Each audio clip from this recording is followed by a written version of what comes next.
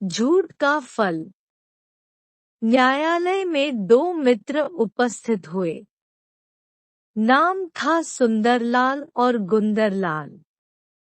सुंदरलाल जज से बोला, साहब, 3 साल पहले जब मैं अपना घर छोड़कर विदेश गया तो गुंदरलाल को अपना परम मित्र जानकर अपनी हीरे की एक अंगूठी अमानत के रूप में दे गया था। मैंने इससे कहा था कि वह तब तक उस हीरे की अंगूठी को संभाल कर रखे जब तक मैं न लौट आऊं। पर अब यह कहता है कि इसे अंगूठी के विषय में कुछ नहीं पता। गुंदरलाल अपने दिल पर हाथ रखकर बोला, सरकार, सुंदरलाल झूठ बोल रहा है। मैंने उसकी अंगूठी कभी नहीं ली।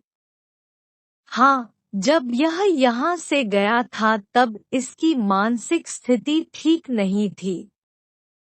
जज ने कहा, सुंदरलाल, क्या तुम्हारी इस बात का कोई साक्षी है? उसने कहा, हुजूर, जब मैंने गुंदरलाल को अंगूठी दी उस समय दुर्भाग्य से वहाँ कोई उपस्थित नहीं था, सिवा एक देवदार के पेड़ के, जिसके नीचे हम खड़े थे।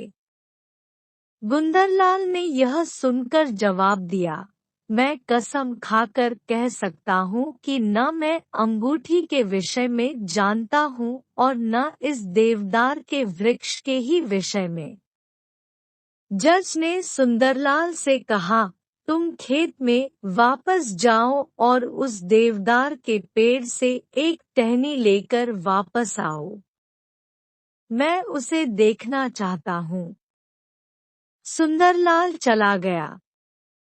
कुछ देर के बाद जज ने गुंदरलाल से कहा, सुंदरलाल वापसी में इतनी देर कैसे लगा रहा है?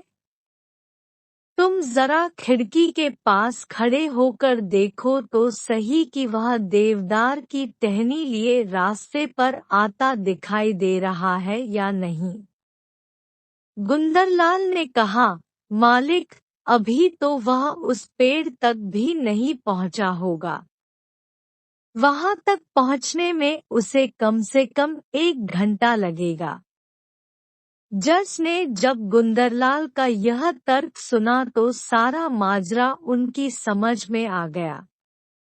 वे बोले, सुंदरलाल, जितना तुम पेड़ के विषय में जानते हो उतना ही अंगूठी के विषय में भी जानते हो।